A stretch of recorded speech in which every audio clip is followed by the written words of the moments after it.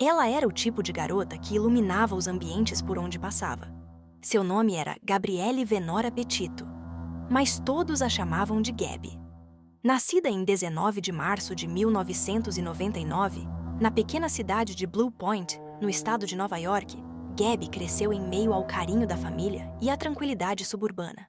Era criativa, sensível e tinha um espírito aventureiro que não se encaixava nos moldes tradicionais.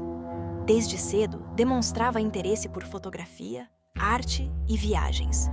Quando a adolescência chegou, ela já sabia que seu futuro seria longe da rotina comum e muito perto das estradas do mundo. Foi ainda no colégio que Gabby conheceu Brian Laundrie. Eles estudaram juntos na Bayport Blue Point High School. Mais tarde, se reencontraram e começaram um relacionamento que, aos olhos da internet, parecia sólido e apaixonado. Eles se tornaram inseparáveis. Em 2019, Gabby se mudou para Northport, no estado da Flórida, onde passou a viver com Brian e a família dele. O relacionamento, embora parecesse estável nas redes sociais, tinha altos e baixos, mas isso nunca foi muito visível. A fachada de casal feliz continuava firme. Gabby, com seu jeito doce e voz suave, passou a compartilhar pequenos vlogs, fotos de viagens e momentos a dois em seu perfil no Instagram. Queria viver como nômade digital, uma influenciadora de estrada. Era o seu sonho. E foi esse sonho que impulsionou a próxima fase de sua vida. No verão de 2021, Gabby e Brian decidiram embarcar em uma road trip pelos Estados Unidos. A ideia era visitar parques nacionais, acampar sob as estrelas e registrar tudo em vídeos para o YouTube e postagens no Instagram.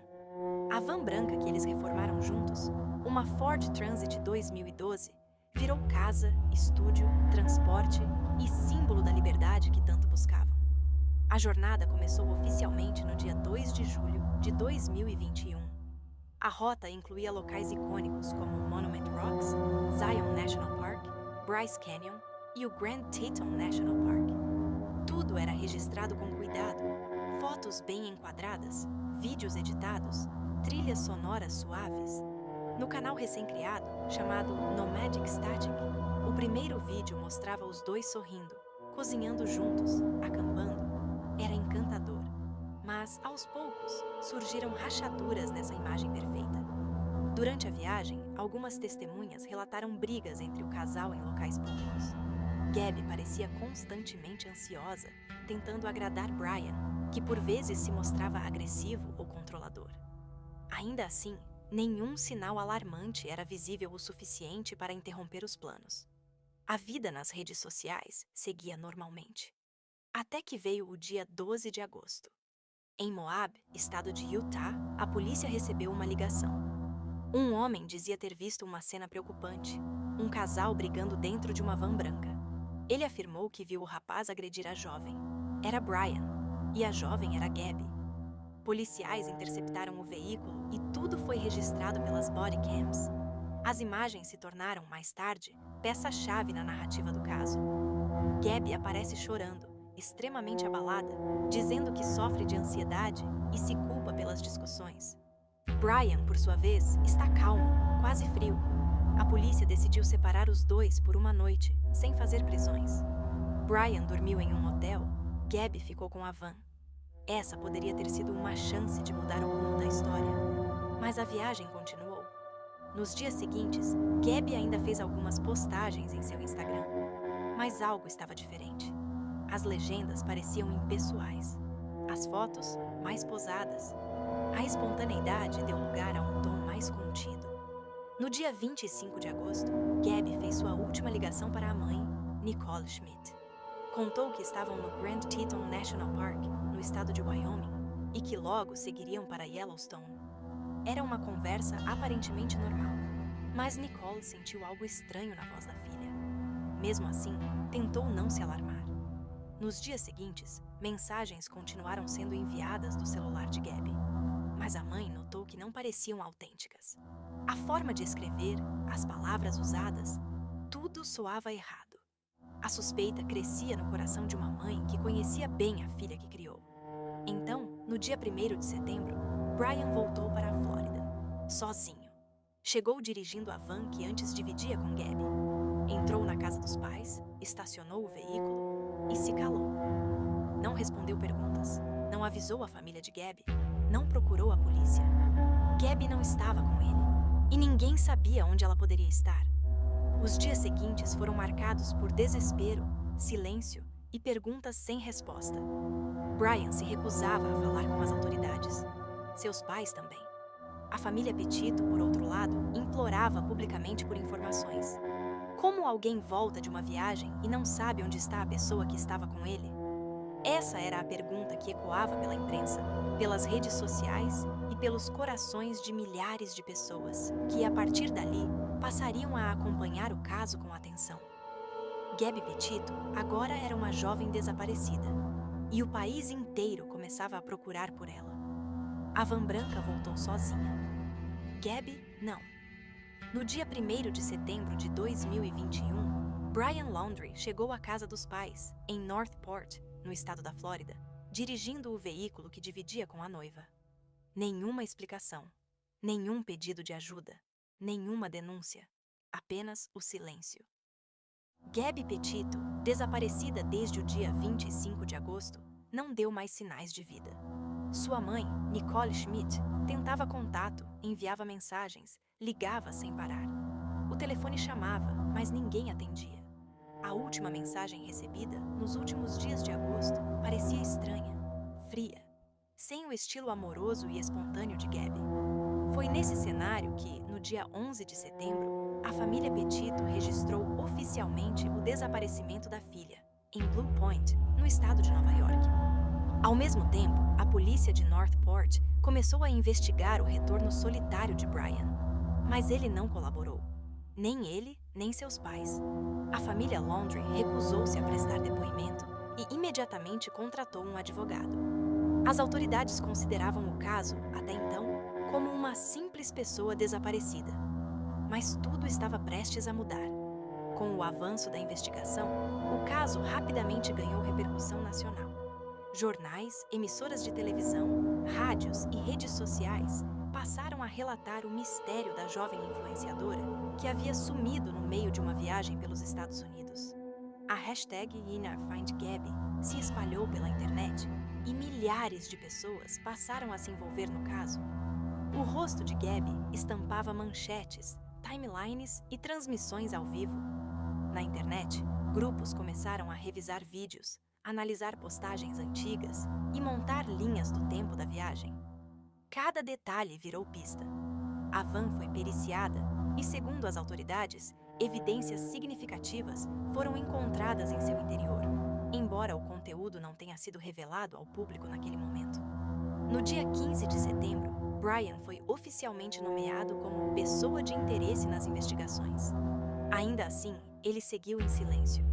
Não falou com os policiais, não falou com a imprensa, não falou com a família de Gabby e 2 dias depois, desapareceu. Em 17 de setembro, seus pais comunicaram às autoridades que ele havia saído de casa dias antes e não havia mais retornado. Segundo eles, Brian foi caminhar na Carlton Reserve, uma área pantanosa e densa, com mais de 25.000 acres de vegetação e fauna selvagem, e não deu mais notícias. Quando questionados por que só agora relatavam o sumiço, disseram que acreditavam que ele voltaria, mas não voltou. Agora havia 2 desaparecidos, um deles com chances cada vez maiores de não estar mais vivo, o outro fugindo da verdade. As buscas por Gabby se intensificaram. O FBI assumiu o caso. Parques nacionais, trilhas, florestas e desertos passaram a ser vasculhados. Equipes de resgate e voluntários se uniram para procurar por qualquer sinal. Drones, cães farejadores e imagens de satélite passaram a ser usados para cruzar dados. E então surgiu uma pista inesperada. Um casal de YouTubers, também viajando em uma van, publicou um vídeo registrado no dia 27 de agosto, na região de Spread Creek, no estado de Wyoming. Ao revisarem as imagens, perceberam algo que havia passado despercebido. Uma van branca parada próxima a uma área de acampamento. Era a van de Gabby e Brian. O vídeo foi entregue às autoridades, que imediatamente deslocaram as buscas para aquele local. A área foi isolada, E em poucos dias, o resultado veio. Sim. No dia 19 de setembro, restos mortais foram encontrados perto dali. O corpo estava parcialmente enterrado em uma área remota e silenciosa. 2 dias depois, em 21 de setembro, o FBI confirmou. Era Gabby Petito. A autópsia foi divulgada semanas depois. Segundo o legista do condado de Teton, no estado de Wyoming, a causa da morte foi estrangulamento manual. Gabby havia morrido cerca de 3 a 4 semanas antes da descoberta do corpo, o que colocava a data do assassinato no final de agosto, a mesma época em que Brian retornou sozinho à Flórida. O país chorou junto com a família Petito.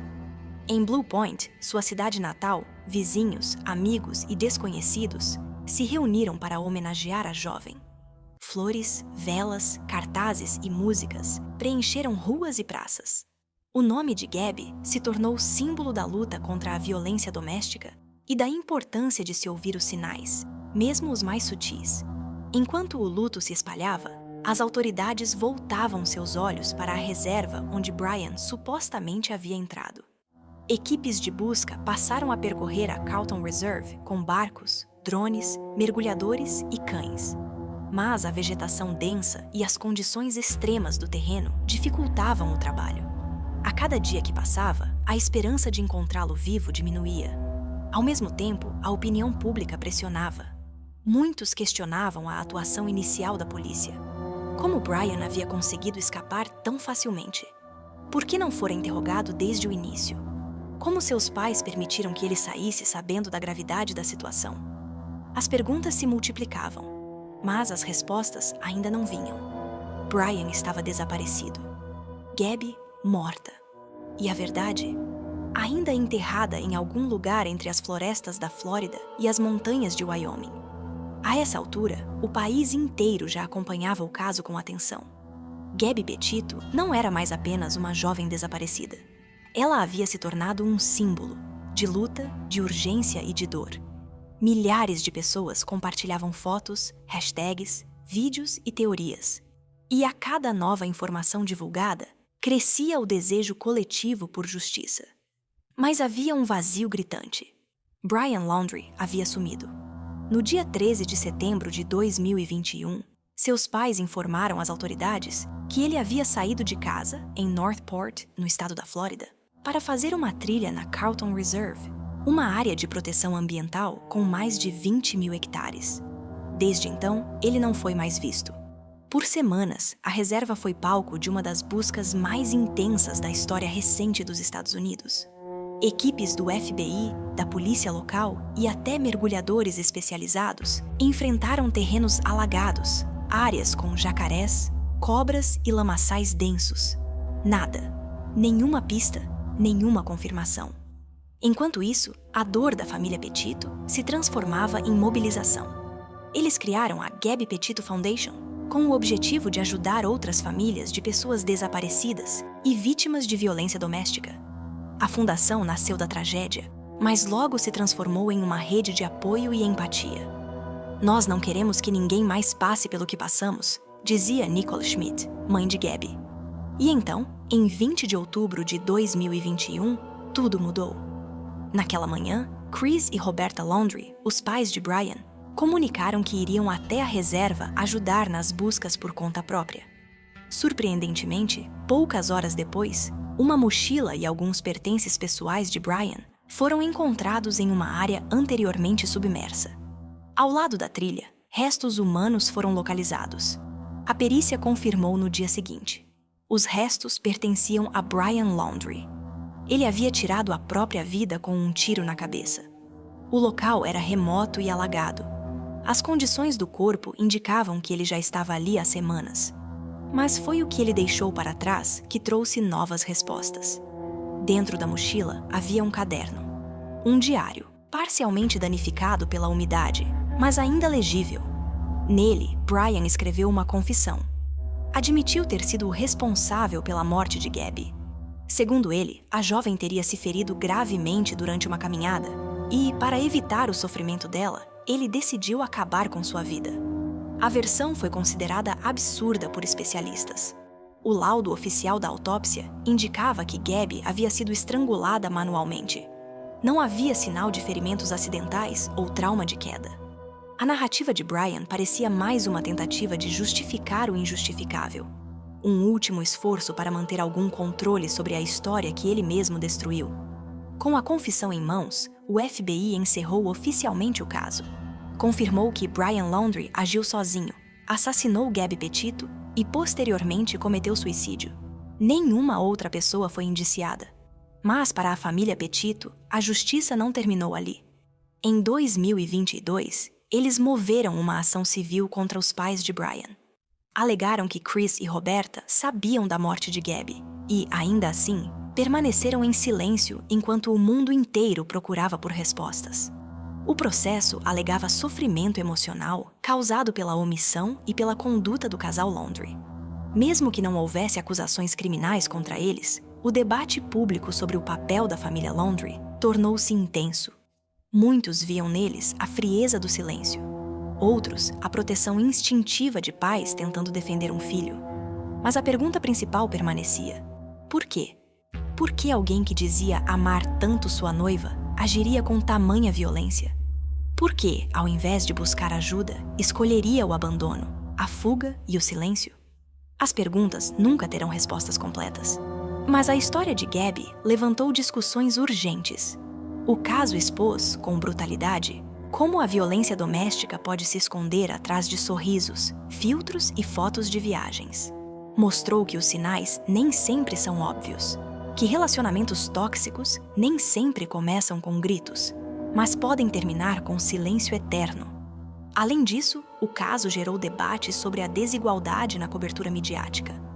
Por que tantos outros desaparecimentos, especialmente de mulheres negras, indígenas ou latinas, não recebem o mesmo nível de atenção? A própria família Petito reconheceu isso e passou a usar sua visibilidade para impulsionar a causa de outras famílias que ainda buscam justiça e respostas. Hoje, o nome de Gabby Petito permanece vivo, não apenas nas redes sociais ou nos memoriais erguidos em sua homenagem, mas na transformação que sua história provocou. Uma tragédia que se tornou alerta. Uma vida interrompida que agora serve para proteger outras. Ela queria mostrar o mundo através das lentes de sua câmera. Acabou mostrando algo ainda maior.